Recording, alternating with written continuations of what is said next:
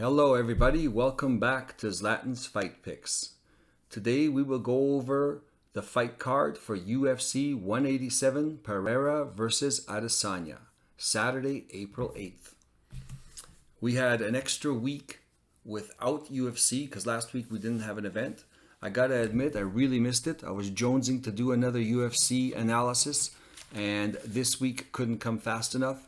And looking over at all the fights, a few things did change, but overall the fight card remained the same and it looks like a fantastic fight card. A lot of fights that we're looking forward to seeing. It's going to be a great card and I'm going to be there to watch it. But now let's go over the analysis and try figure out who's going to win. We'll go over the early prelims first and we'll work our way up to the main event. Early prelims, first fight, Jacqueline Amorim versus Sam Hughes. Jacqueline Amorim, 5'3", 67.5-inch reach, 6 wins, 0 losses, 27 years old. Sam Hughes, 5'5", 64-inch reach, 7 wins, 5 losses, 30 years old. Sam Hughes, we've seen her in the UFC for the last few years. Very strong girl, good striker, very durable, hasn't been knocked out. I think she might have been submitted one time. But she came in as a striker. She's developed a ground game where she's worked on her wrestling and her ground and pound. So lately she's been really relying a lot on that. I think her striking wasn't working as well as it could have. And also she fought a lot of girls that were taking her to the ground and she was losing a lot of fights like that. So she fixed it and now she's more well-rounded. Great gas tank, full 3 rounds, fighting nonstop, definitely not a quitter. Fun to watch. Maybe not top tier, but definitely fun to watch.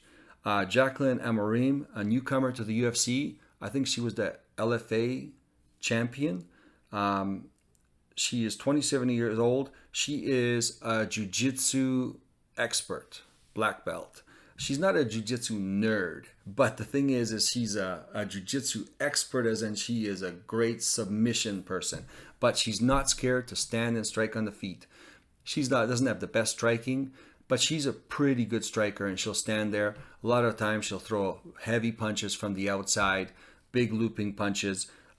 She's definitely can get pieced up if that was her only game, but she is definitely into throwing a few punches and setting herself up to take somebody down. Once she comes on the ground, she's definitely looking for a submission, but she's going to ground and pound until you give her something. So she's definitely entertaining to watch. I really like her. I've seen her finish everyone in the first round. I think she's finished everyone in the first round. So the big question mark is she going to be able to go 3 rounds hard? Because now she's going to have a UFC level of competition. Maybe she won't be able to finish everyone in the first round. Sam Hughes got a good gas tank. Definitely tough. So, I'm picking Jacqueline Amorim. I'm fairly confident that she's going to win this. UFC jitters and all, she's just so good on the ground with her submission game. I can see her finishing Sam Hughes. I mean, if she doesn't finish Sam Hughes, I can't see her winning. Well, actually, she could win by, I guess, kind of handling on the ground and just controlling her on the ground for 3 rounds. But I don't think that's the path to victory. I think she's going to submit Sam Hughes. You could do a prop bet with her. She's definitely going to win. I think she's at a minus 250. That's not too bad. I mean, it's kind of where it should be at. I really think she's a high probability win, high probability pick. So minus 250 is not too unreasonable.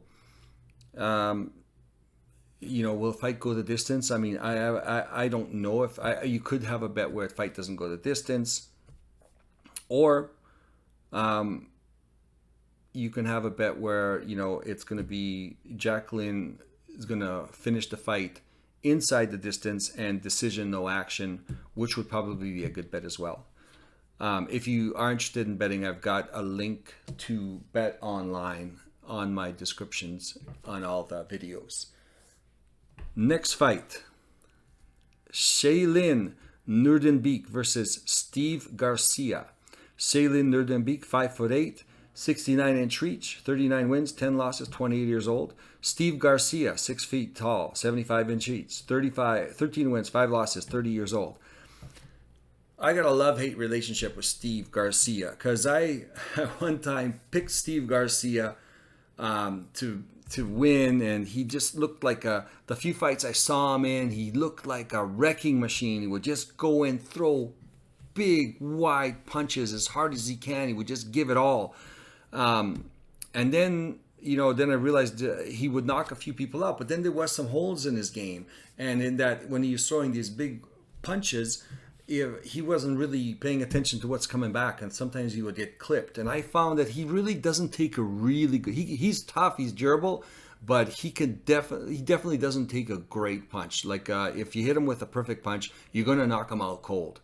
So there's that point in time where he can take a little bit of punishment, and I mean, there's like everyone else, but his threshold might be a little lower. So he's a little chinny at times, even though he's durable. I don't want to call him chinny, because he's not chinny. I mean, I've seen him in brawls, but he can get knocked out. He's not one of those guys that's never been knocked out. He can get knocked out. So that's my question with him. And as he goes on into the second and third round, is his gas tank. He can keep. I mean, he's fairly high intensity, but he does get tired because he lets it all out in the first round. Shaylin Nuerdenbeek, he's a solid grappler, good wrestler, good on the ground. He's got good striking, powerful puncher. I'm thinking with who I've seen Nuerdenbeek fight that he should be able to beat Steve Garcia. But with the odds the way they are, and the wild card that Steve Garcia is, he's going to go in there in the first round and swing haymakers, and he's going to go all out. And if he tags him and knocks Nuerdenbeek down, either he knocks him out or he's going to jump on him, and he's got a vicious ground and pound. Nuerdenbeek is a wrestler. I think he can defend himself even if he falls down, but Garcia's got a wicked ground and pound. This is a real wild, even though Nuerdenbeek is the better mixed martial artist, and I think he should win this fight. Steve Garcia is such a wild card. I've got him under a new category. There's a category I called wild card. So, especially because the odds for Nuerdenbeek is at minus 220, and Garcia's at plus 180. I mean, realistically, from a betting perspective, you're better off to bet Garcia because it's such a wild card. The fight, Nuerdenbeek should win, but with how close it can be because of the knockout ability from Steve Garcia or getting knocked out, you're probably better off taking the plus money. So in situations like this, I'll have the projected winner, and then I'll have the wild card category where we don't bet the projected winner due to odds and possibly how they're gonna compare to the other fighter. And in this case, in particular, I see Steve Garcia's got a great way, has got a path to victory.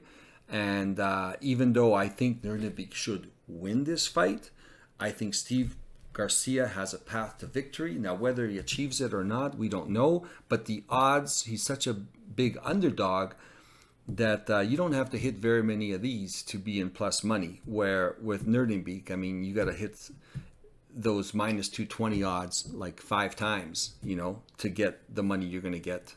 Actually, maybe not 5 times, but you're going to have to hit it like 3 times to get the money you're going to get from Garcia 1 time, right?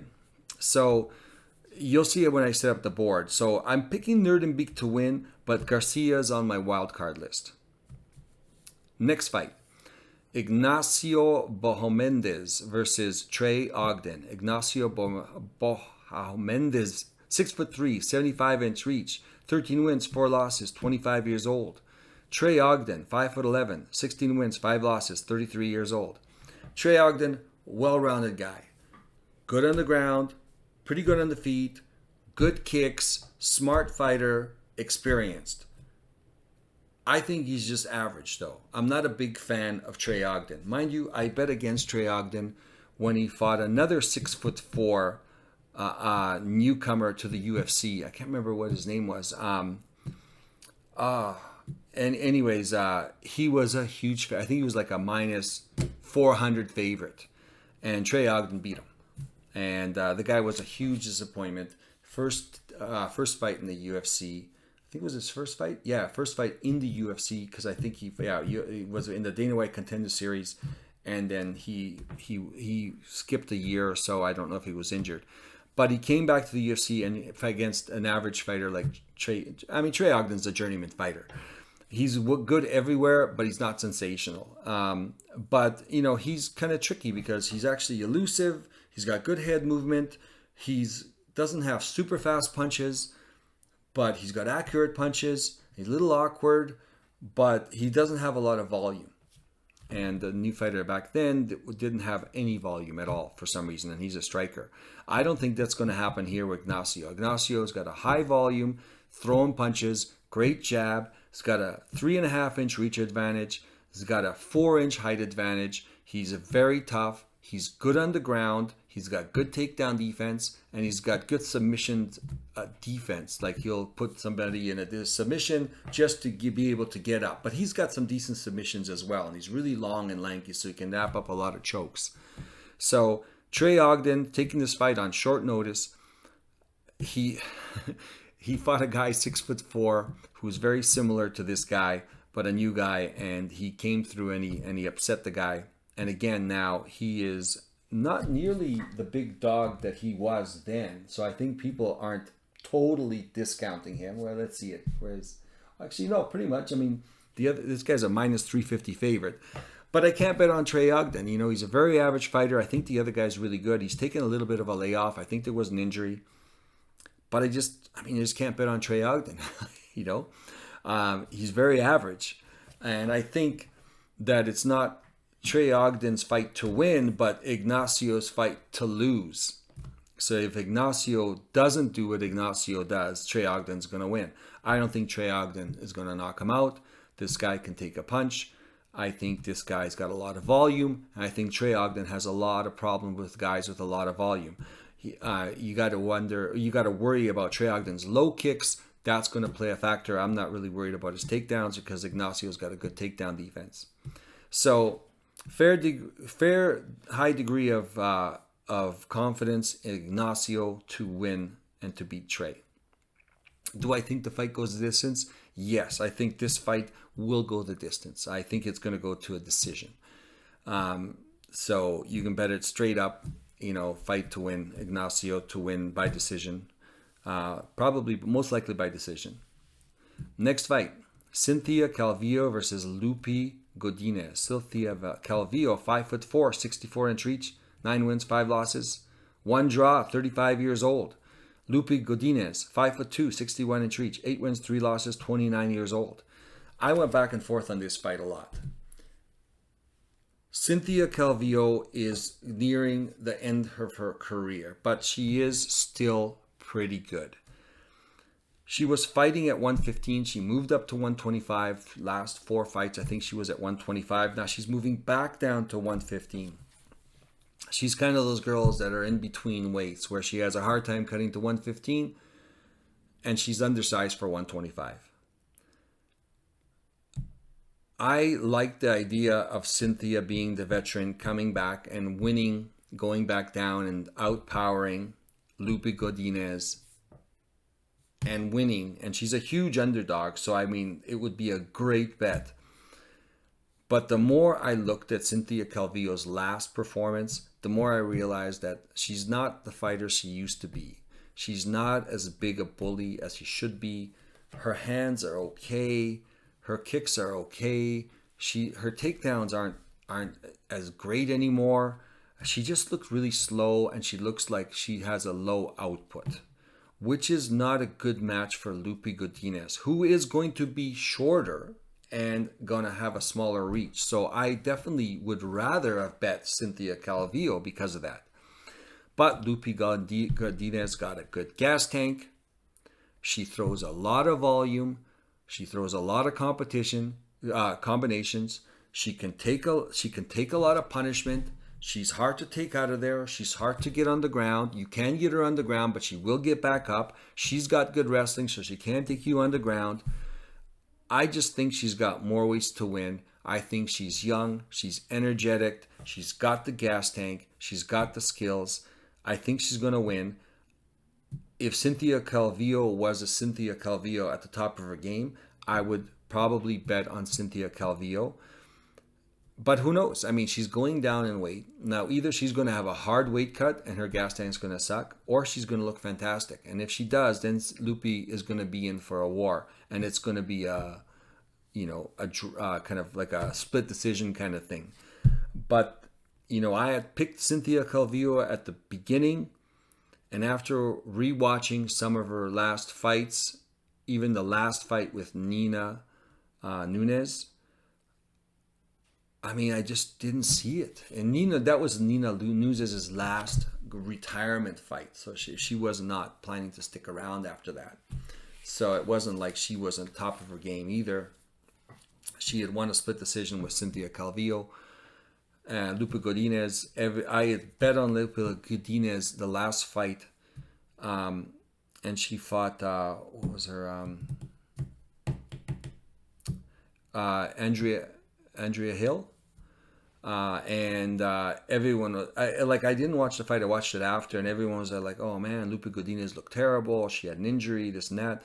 And I watched the fight, and I guess she couldn't train properly because she said her gas tank was a little was not where it should be. And yes, that's true.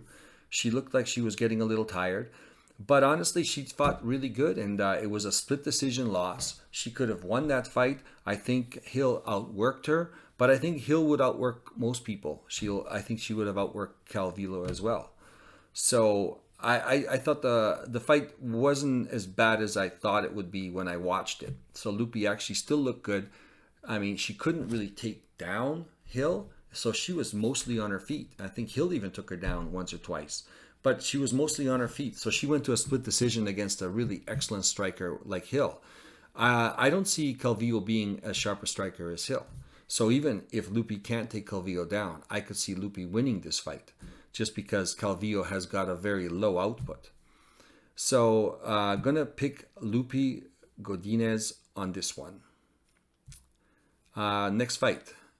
The early prelim. What's that? The early prelim main early prelim event. Is that how it works? Or the feature, yes. Feature early prelim, yes. Gerald Meerschaert versus Joe Pyfer. Gerald Meerschaert, 6'1", 77.5-inch reach, 35 wins, 15 losses, 35 years old. Joe Body Bags Pyfer, 6'2", 75-inch reach, 10 wins, 2 losses, 26 years old. First thing, this is where things get, I don't like the way they measure. Joe Pyfer sometimes is measured 6'2", sometimes he's measured 6'1". So he might be the same size. And Meerschaert got 2.5-inch reach. We think he's got a 2.5-inch reach advantage. Gerard Meerschaert. Okay, let's go into him. He's 35 years old. He's getting at the end of his career, but I don't think he's at the end of his lifespan. He looked really good in the last fight. As a matter of fact, people were saying for a couple fights he was a little chinny, he got knocked out. But last fight he fought against a really heavy-handed guy, and he ended up knocking him out. And to my surprise, his striking looked better. Now, he's got an awkward, slow striking style that seems to be effective. And he ended up knocking out the last guy who was a really heavy-handed striker. He was good on the ground as well. And I was surprised at how good Meerschaert looked, or how effective he was. I don't know if he looked really that great, but he was very effective. Maybe because the other guy was worried about the takedowns. I'm not 100% sure, but he was very effective in his striking. And it looks like he's not done yet. So looking at Joe Pyfer, everybody loves this guy. He's body bags, he's tough, and he is. And I watched him, and he's got a great jab. He's got heavy hands, and apparently he's pretty good on the ground. I saw him on the ground. He seemed pretty good. I guess he's gone to some jiu-jitsu competitions, and the guy's done a wonderful amount of jiu-jitsu. Here's the thing. Joe Pyfer should win this fight. But Gerald Meerschaert has a way of stopping these young guys when they come into the UFC, and he does it in the weirdest way. And I've met a lot of times against Gerald Meerschaert, and one thing I'm always scared to bet against him, because you don't know, this guy always has a chance to win. It doesn't matter if he's getting beat up, it doesn't matter if he's on his back, he has a chance to win the fight at every single second that he's not knocked out or there's time on the clock. I am going to go with Gerald Meerschaert on this one. I just don't know why. I mean, Pyfer, realistically, he should be, coming, changing of the guard kind of deal. But, man, he looked really good in the last fight. And Joe Pyfer, I think he's a bull. And I think that might play against him, because Gerald Meerschaert doesn't have a great takedown game.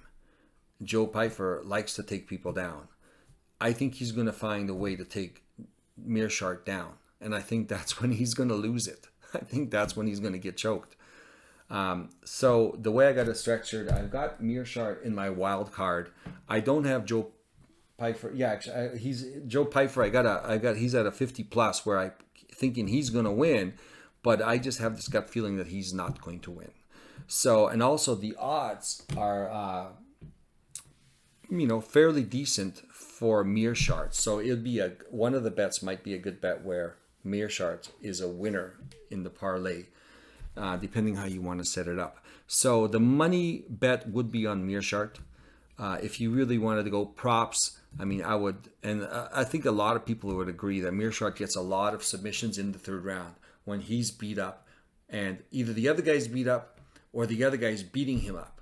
And then he, lets it slip. He slips a little where he's not attentive. And all of a sudden Meerschaert, in a half daze and, half out of it and beat the hell out of, snatches a neck and chokes you. So that's exactly what I'm thinking is going to happen. So anyways, we'll when we go over the board, I'll see how I set that up. But the bet could be Pyfer.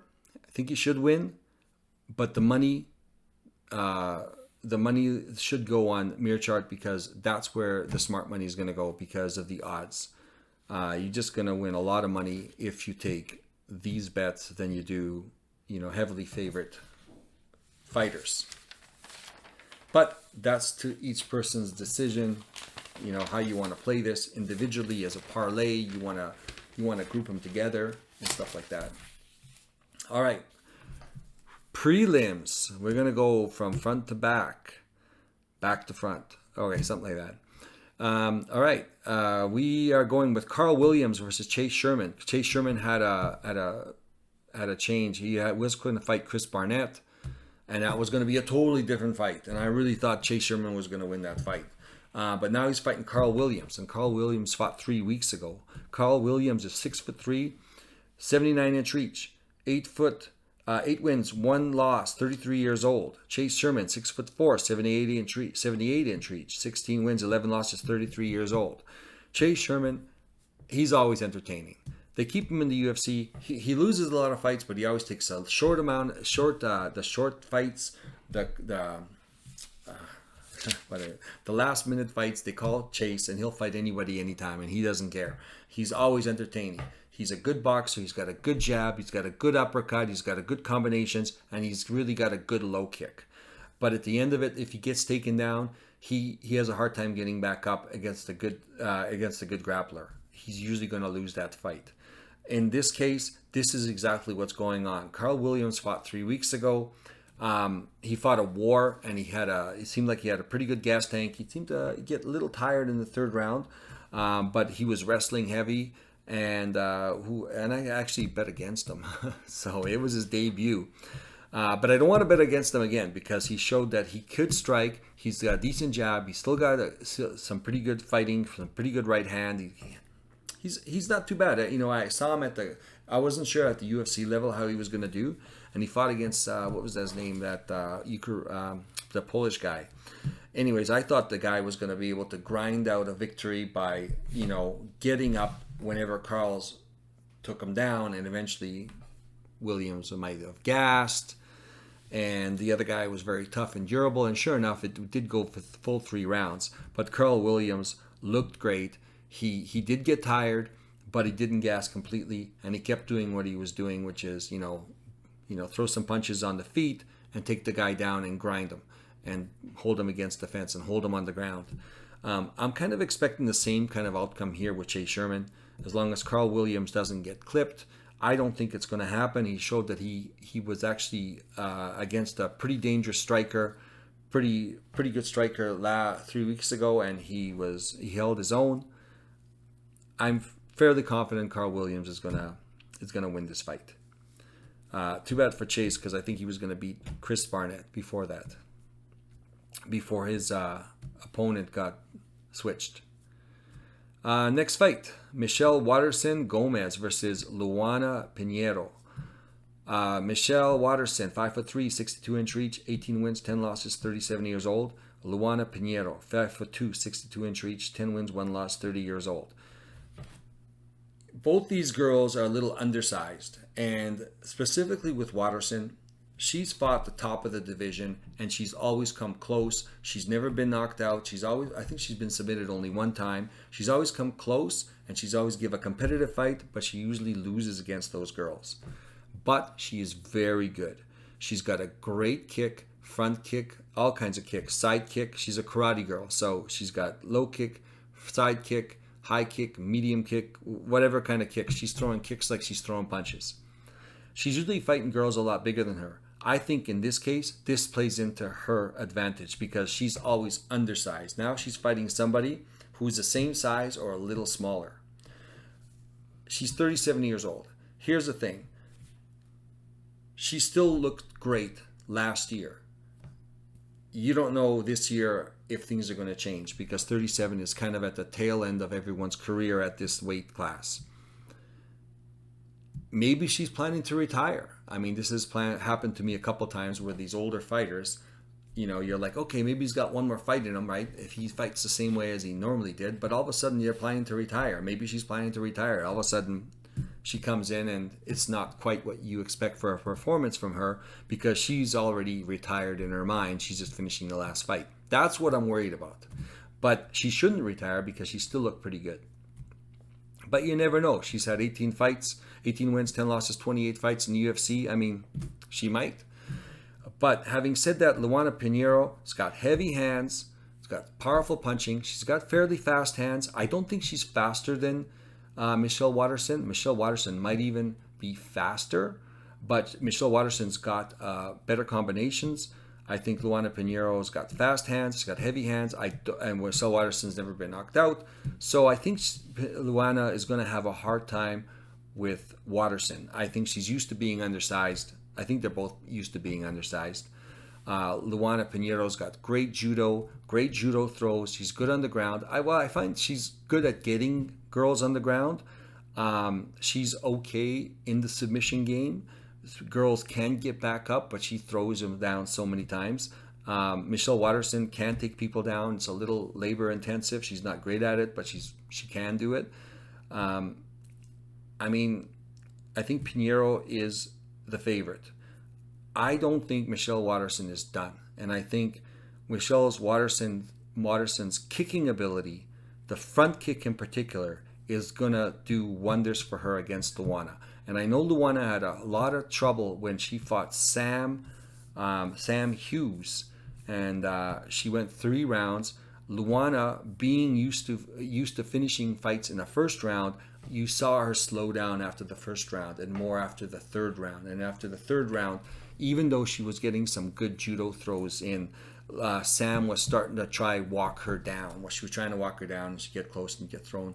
But she was trying to walk her down, and Pinheiro you could tell she was just getting tired. Waterson is the opposite. She gets better as the fight goes along. I don't think she's going to get tired. Providing it's the same Michelle Waterson that we saw last year. Everything being even, she should win this fight. And specifically, Pinheiro was really susceptible to the front kick from Sam Hughes to keep her at bay. And I think Michelle Waterson has that great front kick. She's got great kicks, period.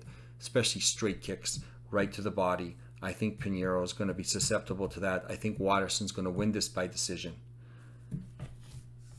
Next fight. Feature prelim. Kelvin Gastelum versus Chris Curtis. Kelvin Gastelum, 5'9", 71-inch reach, 17 wins, 8 losses, 31 years old. Chris Curtis, 5'10", 75.5-inch reach, 30 wins, 9 losses, 35 years old. Chris Curtis. I have been betting a lot on Chris Curtis, and one time he actually lost. He lost against the Joker. What's his name? The guy from Norway. Anyways, and surprisingly, Chris Curtis has got a great takedown defense, and this guy, Jack Hermanson, who is a takedown expert and not a striking expert, outstruck Chris Curtis. So I was kind of disappointed, but that just goes to show that Chris Curtis is not going to be taken down very easily. I think Kelvin Gastelum's got a good wrestling game. I don't think it's going to work against Chris Curtis.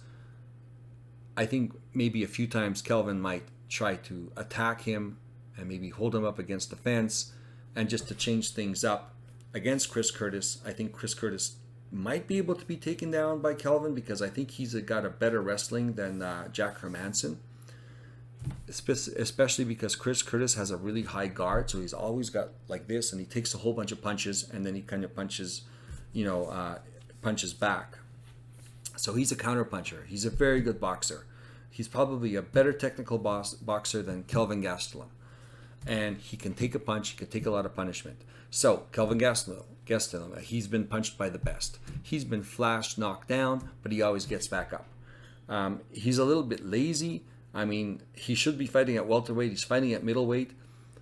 But he's just a naturally talented guy. He can take a punch, he can wrestle, and he's a brawler, and you know he's not going to quit, and he's hard to knock down.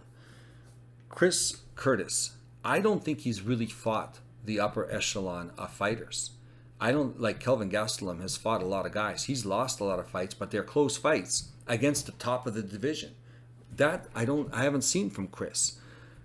A lot of people are betting on Chris, even though Kelvin Gastelum is a slight favorite. Yeah, he is a slight favorite, but I think he's definitely going to win this fight. I mean, he's been through a lot of wars. He's 31 years old.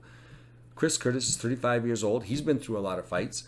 I don't think he's fought at the level of Kelvin Gastelum. I think there's still an opportunity for Kelvin Gastelum to possibly take him down. I don't know if he's going to do it because Kelvin Gastelum likes to stand and brawl. Even though he doesn't use all his tools. Chris Curtis is hard to take down, and we'll see how that works out. But he's got a high guard. He's got a great counterpuncher. I don't know if he'll be able to counterpunch Kelvin Gastelum and knock him out. I don't think so. I think Kelvin Gastelum has the gas tank. So does Chris Curtis. But Chris Curtis does not have a lot of volume, where Kelvin Gastelum will keep coming, keep throwing.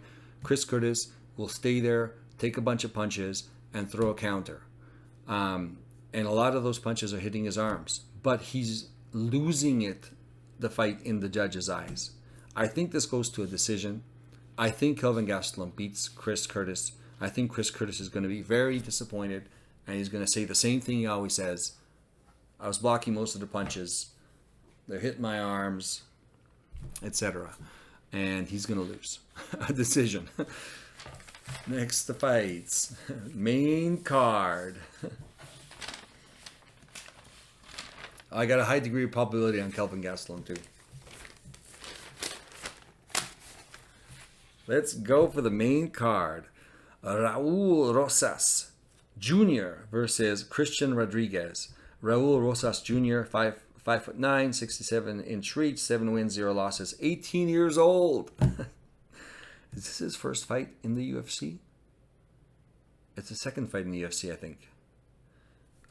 Christian Rodriguez, 5'7", 71.5-inch reach, 8 wins, 1 loss, 25 years old. Here's the thing.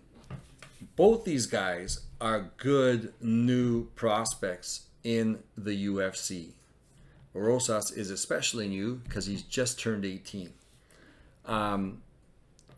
Normally I would bet on Christian Rodriguez. Like if he's gonna fight this lower level guys, he's gonna beat a lot of guys because the guys who will beat him are only so far like the upper middle to top. Well, upper middle I would say. The last guy, one of the real good guys he fought, I think was ranked like 15 or something, 15 or 20th, and he lost, and the guy continually took him down. And hey, the guy was gassing at the end of it, and just basically held on in the third round as Rodriguez was pouring it on.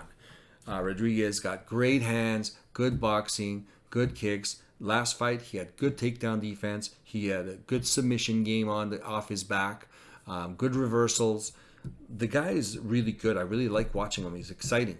Raul Rosas is a really special person when it comes to grappling.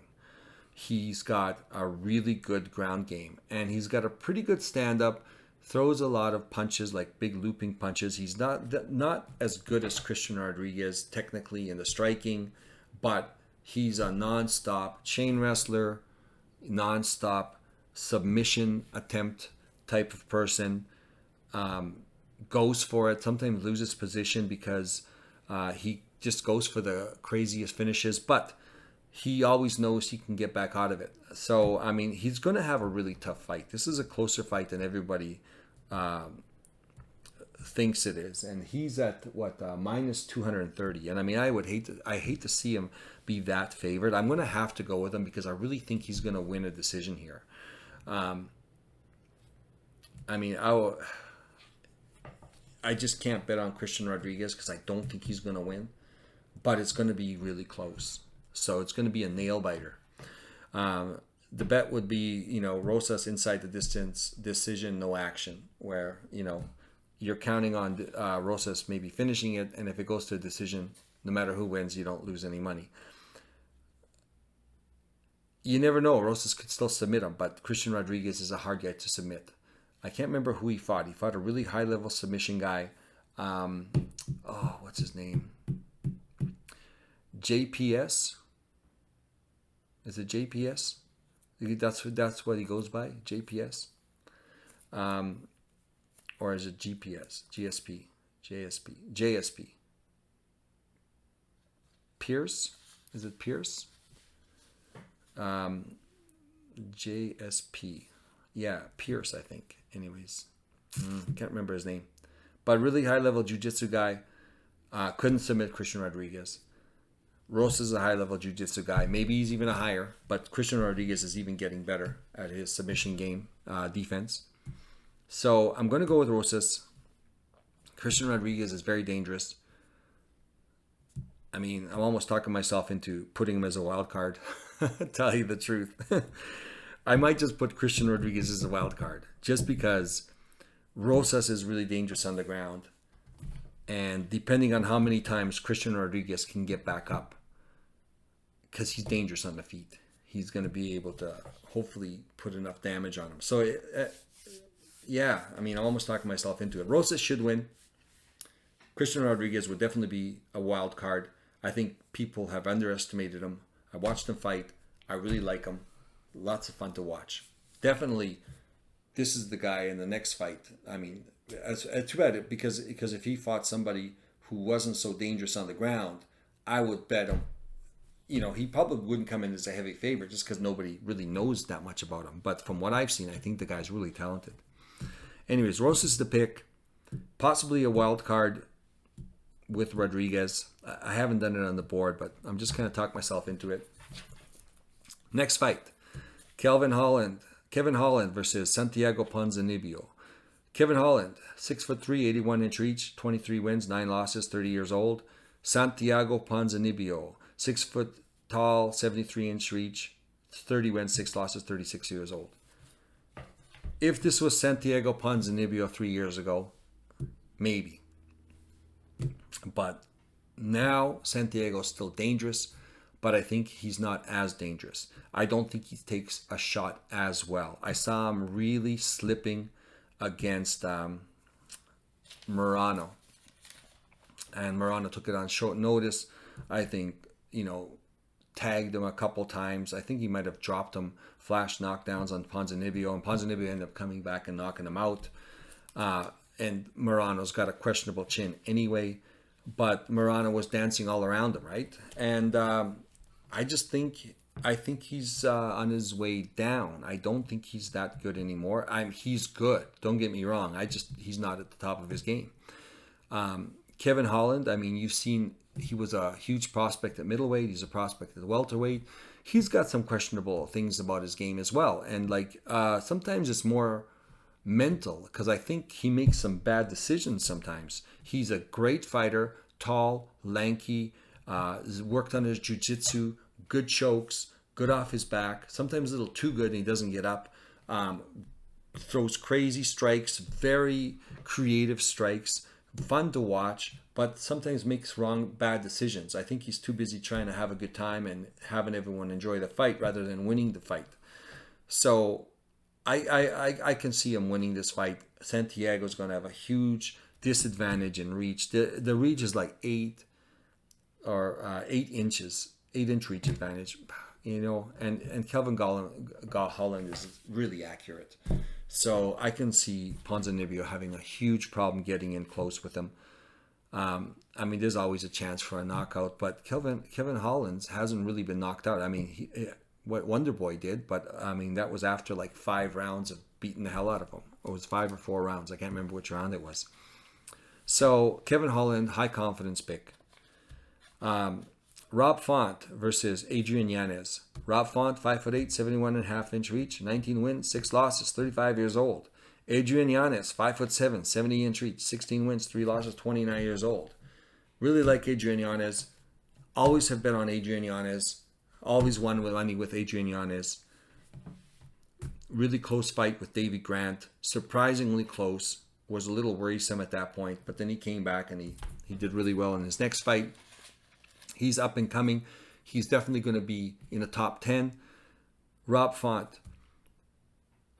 God, what can you say? This guy is a great fighter. I think in his last fight against Marlon Vera, he got hit really hard with Marlon Vera a few times, and he had a hard time recovering. Now, I've seen him in fights where he's taken some poundings and he can take a punch. But when he gets hit by these high-level guys, he recovers enough to be back in a fight, but he just doesn't look the same. And I don't know if it's an age thing, because it looked like last fight, it was Vera. Before it was Aldo. When he gets tagged by these stronger, more powerful guys, it just affects him for the whole fight. It just doesn't look like he's fully recovered. And I don't know if that's going to happen with Adrian Yanez. He's 35 years old. He's not over the hill, but he's definitely not at his prime. But he's close to being on his prime. I thought he really looked good against Vera. Again, apart from a couple of big shots that switched the whole fight around, and then even his whole demeanor, it just sucked the soul right out of him. But he looked up to that point in 3.5 rounds. He was destroying Marlon Vera. Adrian Yanez, again, really good boxer. Rob Font, really good boxer. Everyone keeps saying Adrian Yanez is the best boxer in that division. Really fast hands. Yes, he is. I don't think he's as well-rounded as Rob Font with the kicks and everything else. I think Rob Font ends up winning this. I know he's older. I think he's got it in him. I think Adrian Yanez is a good up-and-comer. I don't think he's got all the tools Rob Font does. I'm picking Rob Font. Fairly high degree of confidence. Rob Font is an underdog, so it's a good bet in general. A lot of people are thinking he's done, and I think they're really weighing a lot of it on how badly he got beat up by Marlon Vera. And Marlon Vera will do that to anyone. So I'm going with Rob Font. He's an underdog. There you go. Co-main event of the evening. Gilbert Burns versus Jorge Masvidal. Gilbert Burns, 5'10", 71-inch reach, 21 wins, 5 losses, 36 years old.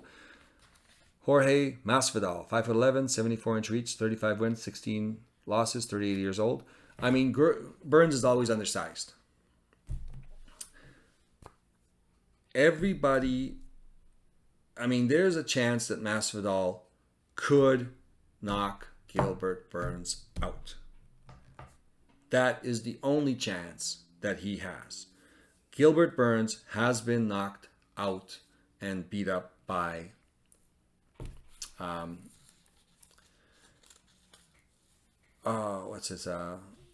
Usman, after he almost knocked Usman out. Jorge Masvidal does take a good punch. Burns us to, I think Masvidal may be a little tougher, could take a better punch. Usman has knocked both of them out. Gilbert Burns is really good on the ground. Everybody's saying how Jorge Masvidal has never been submitted and everything else. And he's got a good takedown defense. I still think Gilbert Burns can take him down. I still think Gilbert Burns might not be able to submit him, but he'll be able to keep him on the ground for a bit and control him.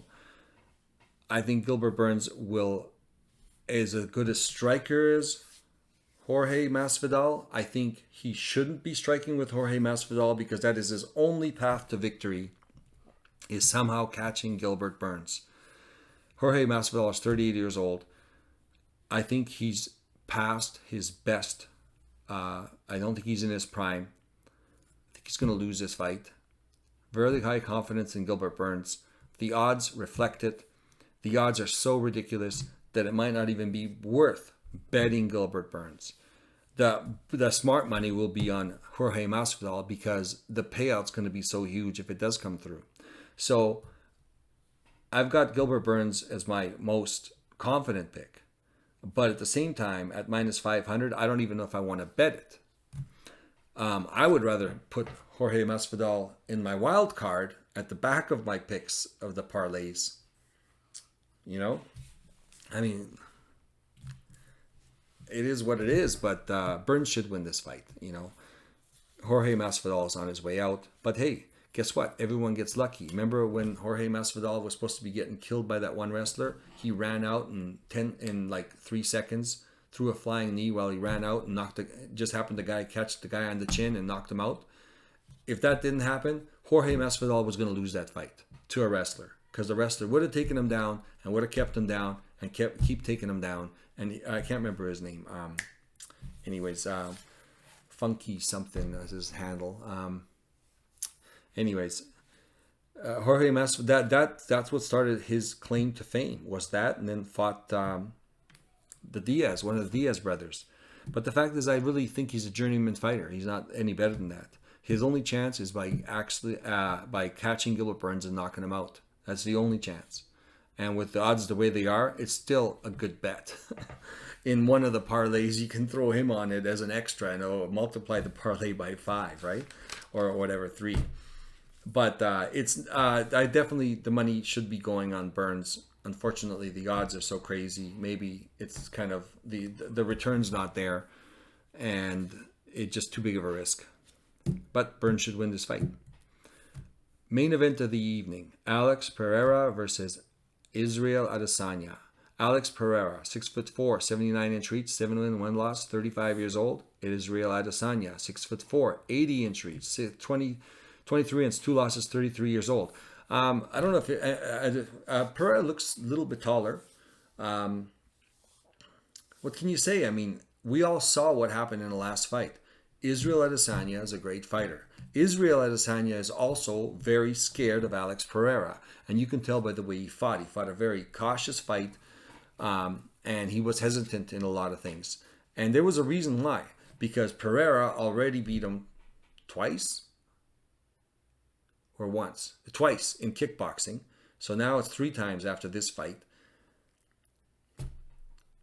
But in the first round, Israel Adesanya almost KO'd Pereira. And Pereira took massive shots and was still standing. And you can tell his eyes were like rolling around. And then the bell went. He was saved by the bell. And I think actually one of the punches landed right at the bell or just a split second after the bell. And he was just rocked. So those punches happened, 20 seconds before that. Israel Adesanya could have got him out in the first round. I mean, Alex Pereira took a massive amount of punishment. And then he came back and he has beat the hell out of Israel Adesanya, and eventually catching him, walking through all his punches and catching him and knocking him out. And Israel took a lot of punishment too, to his credit. Here's how I see the fight. I see this is the 50-50 fight. So I'm going to put one bet in my parlay for Israel Adesanya, one bet in my parlay for Pereira, because Alex Pereira can take a huge shot. How long? He's 35 years old. How long does that keep going on? Because a lot of the fights he walks through the fire, and he's going to hit you as hard as he can, and he can take a lot of punishment, and he's built like a piece of mahogany. The guy's hard. When you punch him, you hurt yourself. And when he punches you, it's like a piece of wood. His arm is like a piece of wood right up against your head. The guy just knocks people out. He's got a lot of power, but he can take a lot of shots. So that's one of the things he needs.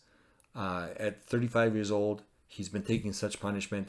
At some point, he's not able to maybe take it as well. Like the last fight, I couldn't believe he was still standing after the two punches from Israel. Even though the bell went, I just couldn't believe he was still standing. Like it was, excuse me, it was clean. It was a hard. I thought it was over. I had money on Pereira. I had a heart attack.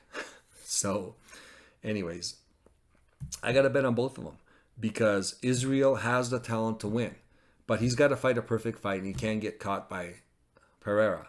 Pereira has to do the same thing as he did last time.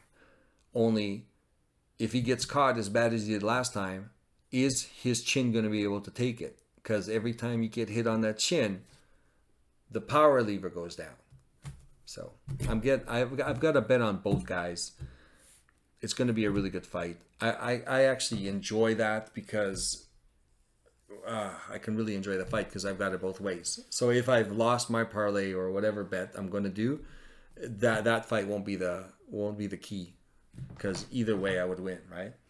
So I'm going to enjoy watching it, but I'll show you the board real quick.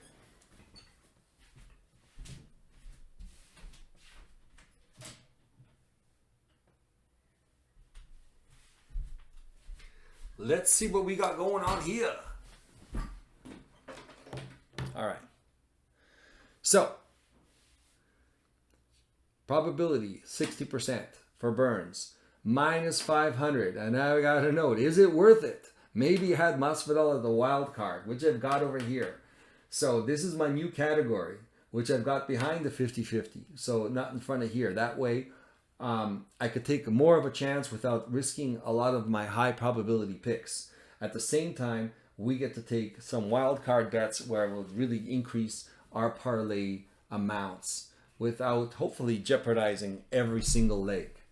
But lately, well, in the last few, it's been always the top two that's been, one of them have lost and totally messed us up. So we can do the Burns bet, or if it's not even worth it for the minus 500, maybe even skip it, because hey, it's happened. What did we bet last time? It was minus 600, minus 700 on Shevchenko, and then she got choked out. That was terrible. I got a high probability on Amarin, which is the newcomer, but I really like her. I think she's going to win. She's minus 250. It's probably still good. Holland, minus 260. Yeah, it's playable just because I think he's going to win. Font, this is a high degree of confidence in Font, considering he is the underdog at 57. So he's like, 1, 2, 3, the fourth leg of the parlay, that if I do the parlay, or I can bet again, do the individual fights, do the parlays, do the ones you think are going to win. You can eliminate something from the parlays. You can bet on each individual fight. You can do some prop bets. Bet Online's got the most prop bets in the business. Like I said, I got the link in the description. Take what you can from out of this and maybe add to your betting. Again, only bet what you can afford to lose, not financial advice. What I'm doing is what I'm doing for me, but you got to do what you feel comfortable with. Maybe there's you agree with almost everything and not some things. And this is something that you got to play around with, I guess. We're not right 100% of the time anyway. So, and please let me know if it helped or what you did different. Maybe you did something better. Please let me know in the comments. So, next fight, Gastelum, slight favorite. Still picking him to win. 55%. I got Hamindez. He's definitely a huge favorite. Again, I'm still okay with it. I think he's gonna win. Williams, I picked Williams. The odds haven't even come up yet, so I don't know what the odds are gonna be. He's gonna be a favorite. I don't know. I haven't seen any odds yet. Rosas, again, I almost talked myself into maybe putting, what's the guy's name? Rodriguez in my wild card. So what I do is, if I did pick Burns, I would have a parlay where I didn't pick Burns and I put Masvidal after my 50-50 in my wild card. Just saying. So this one, if he does win my wild card, I would have a parlay with him in it, and then I would have one parlay without him on it, and I'd have him at the end after my 50-50 with my wild card. Now you can have the 50-50, and this one you can either go the route of Pereira and the wild cards, Adesanya and the wild cards, or you can do one or the other, however you'd like to mix and match, because you might want to have some of the wild cards but not all the wild cards, depending on how confident you are in it, right? So I've got them all listed here, but I might do each individual wild card separate rather than all together, because these wild cards are going to be a shot in the dark. Not a shot in the dark, but some things can go, I mean, they all have to go just right, because most of these wild cards are here because they are underdogs. And there's a high degree of probability that I think that there's a high degree of probability that these guys have a way to win a fight and win the fight, even though they're not favorite. So after Rosas, I might actually put, like I said, Rodriguez here in a wild card. Waterson, I got a 52%. Again, I'm going back to my theory. I'm putting the women at the bottom of my parlays just because they're so well matched, always going to split decisions. I find that it's always messing something up. So I've got him at the bottom of my parlays. Waterson, again, underdog. Lupa Godinez, favorite. Here's my 50-50. So Pereira, Adesanya, of course, Pereira's the underdog. And I got a 50% plus here. And the green arrows are, I think Pfeiffer should win. I think Nuremberg should win. But both of these guys, right, are going to be not bet on one of my parlays. And I've got their competitors in my wild card. So Pfeiffer and Mearshart. So I got one. I could do one. I don't know if I'm going to do it. But Pfeiffer and Nuremberg should be the winners. But I've got these guys as my wild card, so I won't do a bet with them on it. I might not even do a bet with them just because it's, the odds are so crazy. I don't want them to ruin it. But you could do a bet where you bet everyone, and this is supposed to actually go here, by the way. 50% plus is in front of the 50-50, and you can bet Pfeiffer and Nuremberg, or you can just eliminate that and go to the 50-50 and then pick and choose which wild card you want to add to this. Which one you would agree is the most probability of winning, and they would definitely add a lot of value to it with the underdog money line. So that's what I'm doing this week. I hope you can figure something out. If this helps, great. Let me know in the comments. If you think I'm out to lunch, which I could be, let me know in the comments. Be polite. Have mercy.